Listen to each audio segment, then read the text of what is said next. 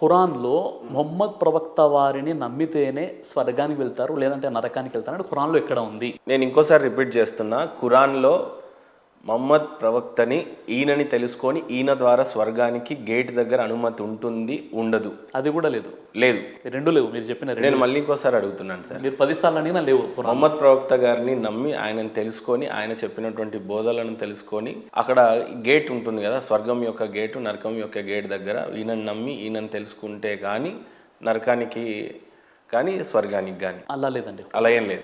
ఖురాన్ లేదు అలా. ఓకే, ఏం చేస్తే స్వర్గ నరకాలకి దారులు ఉన్నాయని ఖురాన్ చెప్తా ఉంది? ఖురాన్లో సూరే బహరా సూర నంబర్ 2 ఆయత్ నంబర్ 62లో చాలా స్పష్టంగా ఉంది. ఏమని రాసు? ఎవరైతే అల్లాను అంతిమ దినాన్ని విశ్వసించి మంచి పనులు చేస్తారో వారికి భయము కానీ విషాదం కానీ కలిగేటటువంటి అవకాశాలు లేవు, వారు స్వర్గానికి వెళ్తారు. చాలా స్పష్టంగా ఉంది. అంటే అల్లా అన్నది అరబీ పదం అండి. అల్లా అన్న పదాన్ని మనం తెలుగులో చెప్పాలంటే దేవుడు. ఎవరైతే దేవుణ్ణి జడ్జ్మెంట్ డేని నమ్ముతారో మంచి పనులు చేస్తారో వారు స్వర్గానికి వెళ్ళిపోతారు. సార్, అసలు నాకు ఒక డౌట్ ఏంటంటే, దేవుడు ఉన్నాడు కరెక్ట్, ఒకరే దేవుడు ఉండాలి అనేది మీ సిద్ధాంతం. ఆ దేవుడి పేరు ఏంటి సార్? దేవుడు పేరు ఏంటంటే అరబ్బీలో అల్లా అంటారండి. ఓకే, ఇప్పుడు ఉదాహరణకి నేను అంటున్నాను, మీరు అన్నారు దేవుణ్ణి నమ్ముకోండి అని మిమ్మల్ని అన్నాను అనుకోండి, మీరు ఏమంటారు? వెంటనే ఏమంటారు? దేవుణ్ణి నమ్ముకోండి అంటే ఏమంటారు? ఏ దేవుడిని నమ్ముకోవాలి అని అంటారు. దేవుడు అన్న పదమే సరైనదైతే ఏ దేవుడు అన్న ఆలోచన మీకు ఎందుకు వస్తుంది? అవునా కదా? దేవుడు అంటే గాడ్, గాడ్స్, గాడెస్, అవునా కదండి? తర్వాత మీరు ముందు గాడ్ ఫాదర్, గాడ్ మదర్, ఇలా ఏంటంటే బహువచనము ఏకవచనం నుండి అది ఏంటంటే మళ్ళీ బహువచనము స్త్రీలింగము, ఇలా మొత్తం మార్పు చెరుపులో గురైపోయింది. అదేవిధంగా మీరు అల్లా అన్న పదం ఎక్కడైతే చెప్తారో అల్లాలు అన్న పదం ఉండదు అక్కడ. అంటే అల్లా అంటే సృష్టికర్త అండి. అల్లా అంటే అల్లా అంటే అరబిక్ లో దేవుడిని అల్లా అని అంటారు అరబిక్ లో. తెలుగులో ఏమనాలి మరి అప్పుడు? అల్లాని దేవుడు అనాలి అంతే. దేవుడు సృష్టికర్త. అప్పుడు దేవుడికి పేరు అనేది ఏం లేదా? లేదండి, ఆరాధనకు అర్హుడు. అరబ్బుల్లో వాళ్ళు అల్లా, అరబ్బులో అంటే అరబ్బు దేశంలో ఖురాన్ అవతరించింది. అల్లా అనే పదానికి అర్థము ఆరాధనకి అర్హుడు. ఆరాధనకు అర్హుడు అంటే ఆయన ఒక దేవుడు, మనం ఆరాధిస్తే ఆరాధనకి ఆయన అర్హుడుగా ఉన్నాడు. సో మనం అరబిక్లో అల్లా అని అంటున్నాం, తెలుగులో దేవుడు అంటే సరిపోతుంది. సర్వేశ్వరుడు, ఈశ్వరుడు, అల్లా ఇలా ఏం చెప్పడానికి లేదు. సర్వేశ్వరుడు అంటే సర్వనియామకుడు. అదేవిధంగా అల్లా అంటే సర్వేశ్వరుడు అని అంటే ఎవరు మీ దృష్టిలో? సర్వానికి ఈశ్వరుడు అనేది నా ఉద్దేశం. అవునండి. మీ ఉద్దేశంలో ఏంటి సర్వేశ్వరుడు? అంతే అనమాట, మీరు చెప్పిన విషయమే. సర్వేశ్వరుడు అంటే సమస్త నియామకుడు, ఈశ్వర్ అంటే నియామకుడు. ఓకే, సమస్త నియామకుడు అల్ బారీ అంటారు అరబ్బీలో, సమస్త నియామకుడు. ఓకే, ఇప్పుడు దైవానికి ఖురాన్ ప్రకారంగా 99 పేర్లు ఉన్నాయి. ఇప్పుడు హిందూ మతంలో కూడా చాలా పేర్లు ఉన్నాయి దైవానికి సంబంధించి, అందులో ఒక పేరు అనమాట. ఓకే, కాబట్టి మనం ఓవరాల్గా మనం ఇక్కడ తెలుసుకోవాల్సిన విషయం ఏంటంటే, ఇక్కడ అల్లా అనగానే మీరు అపోహ గురైపోతున్నారు. అల్లా అంటే అరబ్బుల దేవుడు, అల్లా అంటే ముస్లింల దేవుడు. నేను చెప్పే విషయం ఏంటంటే, అల్లా అంటే మనందరినీ. మరి మీరెందుకు ఇండియాలో ఉన్నప్పుడు దేవుడు అని పలకకుండా ప్రతిసారి అల్లా అని పలుకుతున్నారు? అరబిక్ వాళ్ళు అరబిక్ లో అల్లా అని పలుకుతున్నప్పుడు చాలా అందంగా ఉంది కదా. మీరు తెలుగులో చెప్తున్నప్పుడు దేవుడిని నమ్మండి అనాలి కానీ అల్లాని నమ్మండి అని ఎందుకు అంటున్నారు? అరబిక్ నే ఎందుకు పలుకుతున్నారు? ప్రవచనాలు మొత్తం తెలుగులో చెప్తూ చివరికి దేవుడి పేరుకి రాగానే అల్లా అని ఎందుకు చెప్తున్నారు? దేవుడే అనొచ్చు కదా, ఈశ్వరుడే అనొచ్చు కదా. ఇప్పుడు మీరు ఈశ్వరుడిని నమ్మండి అని మీరు అనొచ్చు కదా, ఇదే ప్రవచించాలి కదా. కరెక్ట్ చెప్పారు మీరు. ఇక్కడ ముస్లిం ధార్మిక పండితులు, ముస్లిం ఉలమాలు, ముస్లిం స్పీకర్ చేసే పెద్ద పొరపాటు ఏంటంటే, ఒకప్పుడు అలాంటి పొరపాట్లు మేము కూడా చేశాము. ఆ విషయం ఏంటంటే, అల్లా అనేటటువంటి పదం ఎక్కడైతే వచ్చిందో అక్కడ దేవుడు ఆరాధనకు అర్హుడు అని చెప్పాలి. అదే సంస్కృతంలో ట్రాన్స్లేషన్ చేస్తే మనకు సర్వేశ్వరుడు సమస్త నియామకుడు అయిపోతాడు. కాబట్టి ఇక్కడ భాషాపరమైన వ్యత్యాసంతోనే మీ దేవుడు మా దేవుడు వేరు వేరైన ఆలోచనలు వస్తున్నాయి. కాబట్టి ఈ భాషాపరమైన వ్యత్యాసాన్ని మనం దూరం చేయాలి. దూరం చేసి అల్లా అంటే దేవుడు అంతే. అంటే ఇప్పుడు మీరు ఏదైతే డయాస్ మీద చెప్తున్నారో నిజ దేవుడు అల్లాని నమ్మండి అని అనకుండా నిజ దేవుడు ఈశ్వరుడే ఆయనని నమ్మండి అనే ప్రవచిస్తారా? ఖచ్చితంగా ఖచ్చితంగా ఖచ్చితంగా చెప్తాను. ఎంత నియమాలతో ఉంటారు ఈ పదం మీద? అయ్యో, అసలు నేను అదే అంటున్నాను కదండి. ఇప్పుడు నేను చాలా చిన్న వయసు నుండే ఈ ధార్మికతలో ఆధ్యాత్మికతలో నేను ఉన్నాను. నేను ప్రతిరోజు కూడా నేను ఒక స్టూడెంట్నే అనమాట, ఒక విద్యార్థిని. ఎందుకంటే ప్రతిరోజు చదువుకుంటున్నాను, ప్రతిరోజు నేర్చుకుంటున్నాను, గురువుల ద్వారా వింటున్నాను, ప్రసంగాలు వింటున్నాను, స్వతహాగా నేను అన్ని గ్రంథాలు చదువుతున్నాను, రోజు నేను అప్డేట్ అవుతున్నాను. ఒకప్పుడు చెప్పాను నేను అల్లాయే అనాలని. అని వాస్తవంగా చెప్పాలంటే అల్లా అంటే ఎవరండి? దేవుడు. అక్కడ అరబీ భాష తెలుగులో ట్రాన్స్లేట్ చేస్తే సృష్టికర్త, ఆరాధనకు అర్హుడు, సర్వేశ్వరుడు. మరి ఆ సర్వేశ్వరునే నమ్మండి అంటున్నా నేను. సర్వేశ్వరుడు అంటే మాకు క్లియర్ గానే ఉంటుంది కదా, మేమంతా నమ్మేది సర్వేశ్వరుడిని అని మేము ఫీల్ అవుతున్నాం, మీరంతా నమ్మేది అల్లా అని, వాళ్ళు నమ్మేది యెహోవా యేసుని అని చెప్పి. ఈ కన్ఫ్యూజన్కి మీరేం చెప్తారు? ఇప్పుడు ఇన్ని రోజులు జరిగినటువంటి పెద్ద కన్ఫ్యూజన్, ఇన్ని రోజులు జరిగినటువంటి పెద్ద పొరపాటు ఏంటంటే, మీరేమంటున్నారంటే సార్ నేను మంచినీళ్ళు తాగుతాను కానీ పానీ తాగని అంటున్నారు. నేనేమన్నానంటే సార్ నాకు మంచినీళ్ళు వద్దండి, నాకు పానీ కావాలంటున్నాం. మనం ఇద్దరం ఏంటంటే అసలు మంచినీళ్ళు అంటే ఏంటి, పానీ అంటే ఏంటి అని పక్క పక్కన పెట్టుకుంటే రెండు ఒకటే అనే విషయం తెలిసింది. అప్పుడు మనం డిసైడ్ అయిపోయాము, ఇక నేను పానీ మంచినీళ్ళు అన్న భేదాన్ని పక్కన పెట్టేసి అదేంటో దాన్ని చూద్దాం అనుకున్నాం. అదే విషయం ఇప్పుడు క్లారిటీగా వచ్చేసింది. రైట్. శివరామరాజుగా ఉన్నటువంటి మీరు సిరాజ్గా మారిన తర్వాత, ఇప్పుడు సిరాజ్గా ఉన్న తర్వాత మత మార్పిడులు ఎన్ని చేశారు మీరు? ఎంతమందిని ఇస్లామిక్లోకి మీరు మార్చారు? ఎంతమంది హిందూ సోదరులని ఇస్లామిక్గా మార్చారు? మీరు ఎలాగో మారిపోయారు, చాలా మందిని మారుస్తున్నారు. డైలీ ఇదే మీ దినదిన ఇన్కమ్ సోర్సెస్ అయిపోయింది, అండ్ లేకపోతే మీ దినచర్యనే ఇది అయిపోయింది. ఇప్పటికీ మీరు ఎంతమందిని మతం మార్చారు? ఇది మీరు చెప్తున్నారా, పబ్లిక్ చెప్తున్నారా? ఇది వినడానికి కొంత కాంప్లికేటెడ్గా ఉండొచ్చు, కానీ బట్ మీరు మతం మారుస్తున్నారా, మార్చట్లేదా? సూటిగా చెప్పండి. నేను ఒక క్వశ్చన్ అడుగుతున్నాను. ఈ సిగ్నేచర్ స్టూడియో ద్వారా పాస్టర్లను, పండితులను అందరిని తీసుకొచ్చేసి మీరు గొడవలు పెడుతున్నారని ఎవరన్నా అంటే మీరేమంటారు? దాని క్లారిఫికేషన్ ఇస్తారు. నేను క్లారిఫికేషన్ ఇస్తారు. ఏమని ఇస్తారు మీరు? లేదండి ఒక అవగాహన కోసమే నేను ప్రోగ్రామ్స్ పెడుతున్నాను అంటారా? అవునండి నా ఉద్దేశమే గొడవ పెట్టడం అంటారా? రైట్. నేనైతే సత్యాన్వేషినిగా నేను చెప్పాలనుకుంటుంది నా ధర్మ ప్రచారణ నేను చేయాలి అని అనుకుంటున్నారు. నేను నమ్మింది నిజమేమో అనుకోనే నమ్ముతున్నా. నా పండితులు, మా తాతలు, ముత్తాతలు, ఇంకా ముత్తాతలకు పోతే రామాయణం లక్షల కాలం నాటిది. మన ధర్మం, మన సనాతన ధర్మం చాలా పాతది, దీన్నే నమ్మాలి అని చెప్పారు. కాబట్టి ఆ ధార్మికతలోనే, దాంట్లోనే ఇంకా పిహెచ్డి చేయలేదు. కాబట్టి నేను సత్యాన్వేషినిగా, ఈరోజు నా టైటిల్ సత్యాన్వేషినిగానే ఉంది. సో సత్యాన్ని తెలుసుకోవాలి, నిజదేవుడిని తెలుసుకోవాలి, నిజంలోనే ఉండాలి. ఈ గొడవలు అనేవి జరగకూడదు. మత మార్పిడుల వల్లనే అత్యధిక గొడవలు జరుగుతూ ఉన్నాయి. ఉదాహరణకి ఇప్పుడు బంగ్లాదేశ్లో జరుగుతున్న పరిస్థితులన్నీ ఇవే. సో సూటిగా మీరు చేస్తున్నది మత మార్పిడియే అనేది నేను అంటున్నాను. మీరేమంటారు? మీ మతంలో ఎవరి మతం వాళ్ళ ఇప్పుడు మీరున్నారు సార్, అల్లానే పూజించుకుంటే తప్పేం లేదు, యేసుప్రభుల వారినే నమ్మితే తప్పేం లేదు. వాళ్ళ బైబుల్ని వాళ్ళు చదువుకుంటే దాంట్లో స్వర్గ నరకాలు ఉన్నాయి. వాళ్ళ దేవుడు ఉన్నారు, మాకు మా దేవుడు ఉన్నాడు, అల్లకి అల్ల దేవుడు ఉన్నాడు. ఆ దాంట్లో కూడా స్వర్గ నరకం ఉన్నాయి. కానీ మా దేవుడునే నమ్మండి, లేకపోతే మీరు నరకానికి వెళ్తారు అనేది బ్లాక్ మెయిల్ అంటున్నాను నేను. దీనివల్లనే మత కలహాలు జరుగుతున్నాయి అని అంటున్నాను.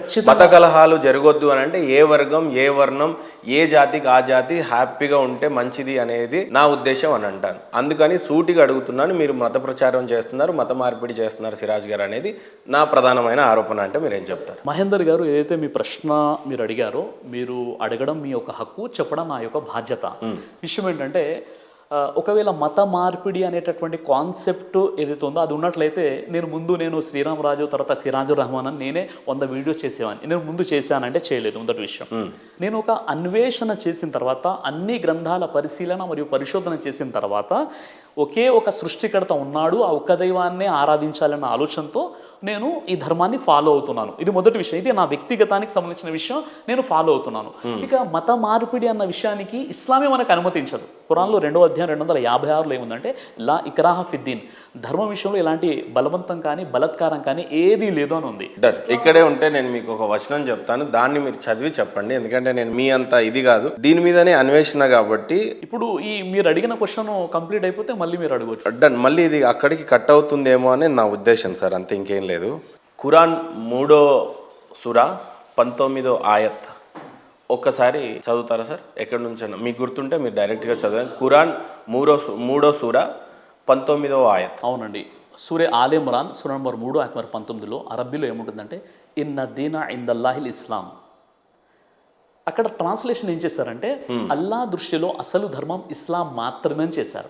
కానీ ఇక్కడ విషయం ఏంటంటే, అల్లా అంటే ఎవరు మనం ముందే మాట్లాడుకున్నాం. ఒక క్లారిటీ మళ్ళీ రిపీట్ చేస్తారా సార్? సూరే ఆల్ ఇమ్రాన్ సూరా 3 ఆయత్ నంబర్ 19లో అక్కడ తెలుగులో ట్రాన్స్లేషన్ ఏం చేశారంటే, అల్లా దృష్టిలో అసలు ధర్మం ఇస్లాం మాత్రమే అని ఉంది. అల్లా దృష్టిలో అసలు ధర్మం ఇస్లాం అని అక్కడ ఉంది కదా, అదే ఉందా? కరెక్ట్ చెప్పానా? అంతే కదండి. ఇస్లాం తప్ప, లేదంటే ఓన్లీ అల్లా తప్ప వేరే ఒక దేవుడు లేడు, వేరే ఒక మతం లేదు, అలా లేదు అక్కడ. రైట్, మీరు చెప్పండి. అక్కడ అరబ్బీలో ఏముందంటే, ఇన్న దీన ఇందల్లాహిల్ ఇస్లాం. దీని యొక్క కరెక్ట్ ట్రాన్స్లేషన్ ఏంటంటే, ఓకే. సృష్టికర్త అయిన దైవం దృష్టిలో దేవుడు పంపిన ధర్మమే నిజమైన ధర్మం. ఇది ట్రాన్స్లేషన్. దేవుని దృష్టిలో, దేవుడి దృష్టిలో ఇస్లాం తప్ప వేరొక మతం లేదు, వేరొక ఇది లేదు, దేవుడు లేడు అనేటట్టుగా ఇప్పుడు మీరు ఒక పాయింట్కి వచ్చారు. అదే ఖురాన్ 3:19 చెప్పాలి అని అంటే తెలుగులో స్పష్టంగా ఏమని రాస్తుంది, అరబిక్ లో ఏమని రాస్తుందో ఫస్ట్ అది చెప్పండి. నేను తర్వాత ఎవరు ఎలా ట్రాన్స్లేట్ చేశారు అనేది చెప్దాం. 3 సూర్య ఆల్ ఇమ్రాన్ ఆయత నెంబర్ 19లో అరబీలో ఏముంది? ఇన్న దీన ఇందల్లాహిల్ ఇస్లాం. ఇక్కడ అల్లా ఇస్లాం అనే 2 పదాలు వాడబడ్డాయి. అంటే అక్కడ ఉన్నటువంటి ట్రాన్స్లేషన్ ఏంటంటే, ఇప్పుడు చేసినటువంటి ట్రాన్స్లేషన్ అల్లా దృష్టిలో అసలు ధర్మం ఇస్లామే అని ఉంది అక్కడ. అంతే నేను చెప్తున్నా, మీరు చెప్పారు కదా. యాక్చువల్లీ ఏంటి, ఇస్లాం తప్ప ఇప్పుడు 2 పదాలు ఉన్నాయి. లేదు, 2 పదాలు ఉన్నాయి. ఒకటి అల్లా. అల్లా అంటే మనం ఏమనుకున్నాం? దేవుడు అందామండి, అల్లాని పక్కన పెడదాం అనుకున్నాం. దేవుని దృష్టిలో ఇస్లాం ఏంటి? ఇస్లాం అంటే అర్థం ఏంటి? సమర్పణ. ఇస్లాం అంటే దైవానికి మనం సమర్పించుకోవడం. అంటే దైవం దృష్టిలో మనిషి, దేవుని దృష్టిలో మనిషి ఆ దైవానికి సమర్పించుకోవడమే నిజమైనటువంటి ధర్మం. ఇది దాని ట్రాన్స్లేషన్ వస్తుంది. అంటే ఇక్కడ పొరపాటు ఇక్కడ జరిపోయిందంటే, ఇక్కడ అల్లా అంటే మనం వేరే దేవుడు, అరబ్బుల దేవుడు, ముస్లింల దేవుడు అన్న ఆలోచనలో ఆల్రెడీ మైండ్ సెట్లో ఉన్నాం మనం. ఇస్లాం అనగానే అది ముస్లింల ధర్మం అనేటటువంటి ఆలోచనలో ఉన్నాం మనం. కాబట్టి దీన్ని కరెక్ట్గా ఒకవేళ నేను ఖురాను గ్రంథాన్ని ట్రాన్స్లేషన్ చేస్తే నేను ఎలా చేస్తాను అంటే, సృష్టికర్త అయినటువంటి దేవుని దృష్టిలో దేవుడు పంపినటువంటి ధర్మం ఏదైతే ఉందో, లేదా ఆ దైవానికి సమర్పించుకోవడమే అసలైనటువంటి ధర్మం. ఇక్కడ పొరపాటు ఇక్కడ జరిగింది, గొడవలు ఎక్కడ ఉంటాయి చెప్పండి. ఇలా ఎంత అయితే ఖురాన్ ఉందండి, ఇప్పుడు ఖురాన్ మొత్తం మీరు పరిశీలించినట్లయితే ఖురాన్లో ఇలా ట్రాన్స్లేషన్ లోపాలే మీకు కనిపిస్తుంది. ఓకే, ఇది కేవలం ట్రాన్స్లేషన్ లోపమే అని అంటారు. సో ఇస్లాం అనేది కేవలం ఆ ఒక్క రిలీజియస్ మాత్రమే అల్లా యొక్క దేవుడు పంపిన ధర్మము అంటే దేవుని దృష్టిలో దైవానికి సమర్పించుకోవడమే అసలైనటువంటి ధర్మం. చలో డన్. ఇప్పుడు మీరు చెప్పండి, అది ఆ వర్సెస్కి అర్థం అంతే అనుకుందాం. ఇప్పుడు మీరు చెప్పండి, ఎంతమందిని మతం మార్చారు మీరు? సార్ మీరు ఏదైతే అడుగుతున్నారో, నా దృష్టిలో అంటే నేను చేసినటువంటి పనిలో మా దాంట్లో మత మార్పిడి అనేటటువంటి కాన్సెప్ట్ లేదండి, ముందు నుండి కూడా లేదు. మత మార్పిడి అన్న కాన్సెప్టే లేదు. దాంట్లో అంటే ఇస్లాంలో లేదు. నేను మత మార్పిడి చేసే వ్యక్తిని కాదు, మత ప్రచారాలు చేయను నేను. మొట్టమొదటిగా నేను చేసే వర్క్ ఏంటంటే, మానవులంతా ఒకే జంట సంతానం, పరస్పరం మనం కలిసి ఉండాలి, హిందూ ముస్లిం భాయి, జాతీయ సమైక్యత, మళ్ళీ ఇక్కడ హిందూ ముస్లిం భాయి అని అంటున్నారు. ఖురాన్లో ఇస్లాం కాని వాడి ఎవరితోనైనా ఫ్రెండ్షిప్ చెయ్యరాదు అనేది రాసుందా, రాసలేదా? ఖురాన్లో అలా లేదండి. ఖురాన్లో ఇప్పుడు ఖురాన్లో 4వ అధ్యాయం 1వ వచనం, 49వ అధ్యాయం 13వ వచనంలో మానవులంతా ఒకే జంట సంతానం, పరస్పరం సోదరులు అని ఖురాన్లో ఉంది. ఖురాన్లో 5వ అధ్యాయం సూర మాయిదా 2-3 వాక్యం మీరు కావాలంటే చూడండి. నేను తర్వాత దీని గురించి చెప్తాను. ఫస్ట్ మీరు మత మార్పిడి ఎంతమందిని చేశారు? సార్ నేను మత మార్పిడి ఎవరిని చేయలేదు, నేను చెయ్యను. మనకు కావాల్సింది మతి మార్పిడి తప్ప మత మార్పిడి కాదు. మత సంస్కరణ జరగాలి. ఇప్పుడు మీరు చేస్తున్నటువంటిది ఏదైతే సభలు ఉన్నాయో అవి మత మార్పిడికి సంబంధించినవి ఏ మేరకు కాదు. నిజ దేవుడు అల్లాని తెలుసుకోండి, ఆయన ద్వారానే మాత్రమే మీకు స్వర్గం ఉంది, లేదంటే నరకంలో అది కూడా కాదు అనేది మీరు బోధించట్లేదు. అలా బోధించట్లేదు. ఏంటి మీ సభకున్న ప్రధాన మీకున్న ఇంట్రెస్ట్ ఏంటి? అంత పెద్ద సభలు పెట్టి అంత పెద్దగా ఇచ్చేస్తా ఉన్నారు. ఇప్పుడు మా ఫాలోవర్స్ ఎవరైతే ఉంటారో వాళ్ళు మా ప్రోగ్రామ్స్ ని ఆర్గనైజ్ చేస్తుంటారు. వాళ్ళు ఇచ్చినటువంటి టాపిక్ కి న్యాయం జరగాలని మేము చూస్తుంటాం. ఎవరు మీ ఆర్గనైజర్స్? ఎవరైతే మొత్తం ఉభయ రాష్ట్రాల్లో మా ఆర్గనైజర్స్ ఎవరు ఉంటారు? వాళ్ళు హిందూస్ ఉంటారా, క్రిస్టియన్స్ ఉంటారా, ముస్లిమ్స్ ఉన్నారు. వాళ్ళ ఇంట్రెస్ట్ ఏంటి? ఒక మిమ్మల్ని స్పాన్సర్ చేసి మీరు సభ పెడితే దాని వల్ల వాళ్ళకి కలిగే లాభం ఏంటి, మీకు కలిగే లాభం ఏంటి? సార్ ఒకటేంటంటే, ఒక యాజ్ ఏ ముస్లింగా ఇస్లాం ధర్మం పోయినటువంటి అపోహలను దూరం చేయడం ప్రతి ముస్లిం పోయినటువంటి కర్తవ్యం. అది అంటే మీ కర్తవ్యం ఓన్లీ ఖురాన్, అల్లా, ఇంకేం లేదు మీ కర్తవ్యం. నేను చెప్తున్నాను, వేదాల గురించి కానీ బైబిల్ గురించి కానీ మీకు ఏ రకమైన గురించి ఉందన్నమాట. అన్నిటి గురించి ఉంది. మొట్టమొదటి విషయం ఏంటంటే, బట్ అన్ని తీసుకొచ్చి లాస్ట్ అల్లకే అప్పకి చెప్తారా? అలా చెప్పాం కదా, అదే అంటున్నా నేను. అల్లా అంటే దేవుడు, ఇస్లాం అంటే శాంతి ధర్మం, లేదా మనం సమర్పించుకోవడం దైవానికి. పదాలను మనం సరిగ్గా అర్థం చేసుకునే కారణంగా మీరు ఇస్లాం వైపును పిలుస్తున్నారు, అల్లానే దేవుడు అంటున్నారు అని మనం అపోహ గురైపోతున్నారు. మరి అంత ఆర్గనైజ్ చేసి మరి మీకు సభలు చెప్పి మీ చేత ప్రవచనాలు చెప్పుకోవాల్సినంత అవసరం ఏముందంటే, ఇప్పుడు ముస్లిం యూత్ ఉన్నారు, తల్లిదండ్రుల పట్ల ఎలా ఉండాలి, వాళ్ళు ఎలా చదువుకోవాలి, వాళ్ళ జీవితంలో వాళ్ళ యొక్క జీవిత లక్ష్యం ఏంటి, వాళ్ళు ఎలా పైకి రావాలి, కొన్ని మోటివేషన్ సెషన్స్ ఉంటాయి, ప్రోగ్రామ్స్ ఉంటాయి. మరికొన్ని ఏంటంటే హిందూ ముస్లింలు అంతా మనం కలిసి ఉండాలి, ఈ రోజు ఉన్నటువంటి ఏదైతే పరిస్థితులు ఉన్నాయో మనం కలిసి ఉండాలి, మీకు ఈ అపోహలు ఉంటే మీరు దూరం చేసుకోండి. ఇప్పుడు మీరు ఖురాన్ నుండి ఒక ఆయత్ నాకు చదివి వినిపించారు, నాకు ఒక అపోహ ఉందని చెప్పారు, దానికి నేను సమాధానం ఇచ్చాను. అలా ఆ విధంగా ప్రోగ్రామ్ జరుగుతూ ఉంటాయి, నన్ను పిలుస్తుంటాను, నేను వెళ్తుంటాను తప్ప ఎక్కడ కూడా మత మార్పిడి అన్న కాన్సెప్ట్ మా దగ్గర లేదండి. ఓకే, మేము చేసేది మతి మార్పిడి. అంటే మీరు కరెక్ట్గా మీ యొక్క ఆలోచన ఏదైతే నెగిటివ్ ఉందో దాన్ని పాజిటివ్లోకి మీరు మార్చుకోండి, మనమంతా కలిసి ఉండాలి. అంటే మీ దృష్టిలో నిజదేవుడు అల్లా కాదు, అల్లాని తెలుసుకోండి అనేది కాదు మీ కాన్సెప్ట్? నా కాన్సెప్ట్లో మనందరినీ పుట్టించినటువంటి దేవుడు, ఆ దేవుణ్ణి అల్లా అంటారు. ఆ దేవుని మీరు ఈశ్వరుడు అని చెప్పండి, ఆ దేవుని మీరు యెహోవా అని చెప్పండి, ఆ దేవుని మీరు గాడ్ అని చెప్పండి, క్రియేటర్ అని చెప్పండి. అల్లా అనేది ఇంకా లేదు, అల్లా అనేది ఉంది. అరబిక్ పదం ఇంకా ఇక్కడ నుంచి వాడరు మీరు. ఇక్కడ నుండి వాడని నేను చెప్పట్లేదు, వాడుతూ దాని మీద ఉన్నటువంటి అపోహలను దూరం చేస్తానంటున్నాను. నేను అల్లా అన్న పదం వాడినప్పుడు ఆ అల్లా పోయినటువంటి అపోహను దూరం చేస్తాను. అల్లా అంటే మనందరి సృష్టికర్త, మనందరి దేవుడు. సో స్పష్టంగా సిరాజ్ గారు చెప్తుంది ఏంటంటే నేను మత మార్పిడి చెయ్యలేదు, చెయ్యను.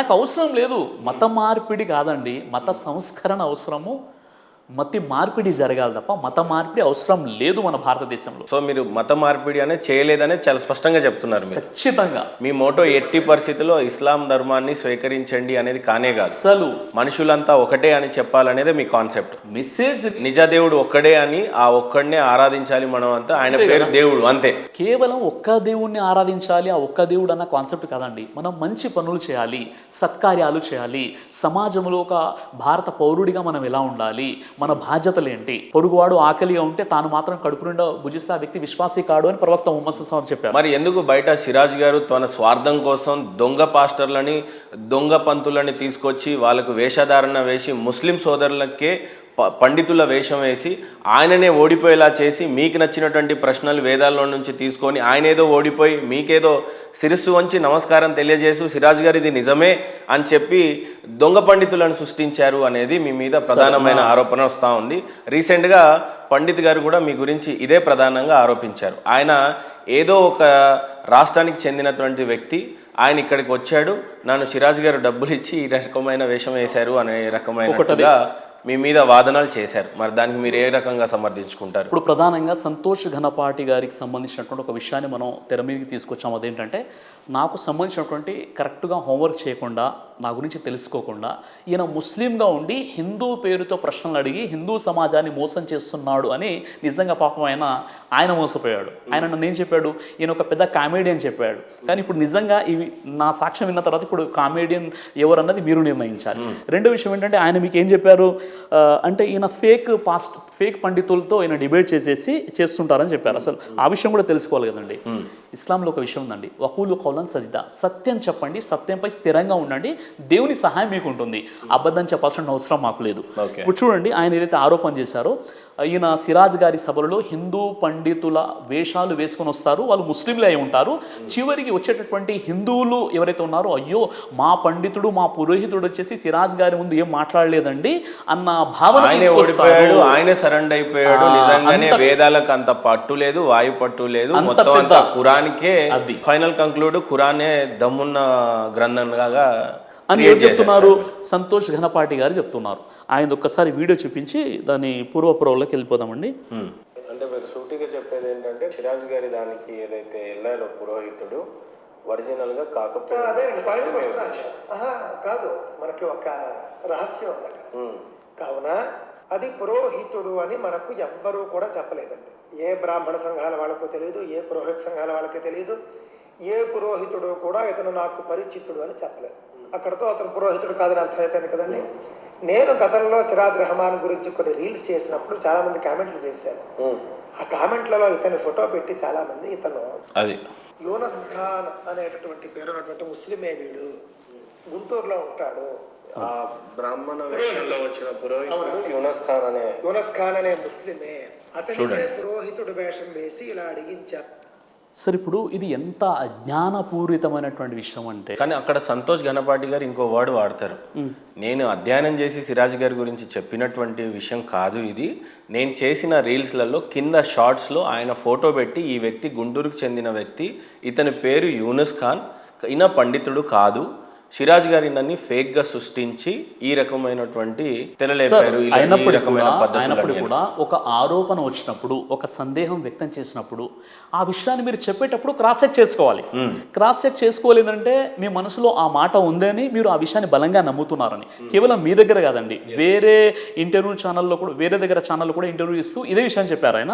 ఈ విషయాన్ని చూడండి ఒకసారి మీరు. అయితే యూనుస్ ఖాన్ అనే వ్యక్తిని పండితుగా మార్చి మీరు చేసినటువంటిది అది భాగవతమే బయట పెట్టినట్టుగా కనపడతా ఉంది. మరి బయట అలా ఉంది దానికి మీరు ఏ రకంగా వాస్తవంగా చెప్పాలంటే ఇది చూడండి, ఇది పోస్టర్, ఇది ఇక్కడ మీరు చూడొచ్చు, వాస్తవ దైవ భావన. డేట్ ఎప్పుడు ఉందండి ఇందులో? ఓకే, డేట్ కనిపిస్తుందా మీకు? రైట్, 15/11/2014. 2014 డిబేట్ ఎక్కడ జరిగింది? ఇది రీసెర్చ్ హైదరాబాద్ లో రెడ్ రోజ్ గార్డెన్ లో జరిగింది అనమాట. రెడ్ రోజ్ ప్యాలెస్ బిసైడ్ హజ్ హౌస్ పబ్లిక్ గార్డెన్ దగ్గర. ఇది 2014లో జరిగినటువంటి ఒక డిబేట్ అనమాట. ఈ యూనుస్ ఖాన్ అనే చెప్పేటువంటి ఇది అది ఒకటేనా మీరు చూడండి, గురించేనా? రాజశేఖర శర్మ సిద్ధాంతి, ఈయన రాజశేఖర శర్మ సిద్ధాంతి, ఓకే, ఈయన గోల్డ్ మెడలిస్ట్ అనమాట. ఈయనతో నాకు ప్రోగ్రామ్ జరిగిందండి, డిబేట్ జరిగింది.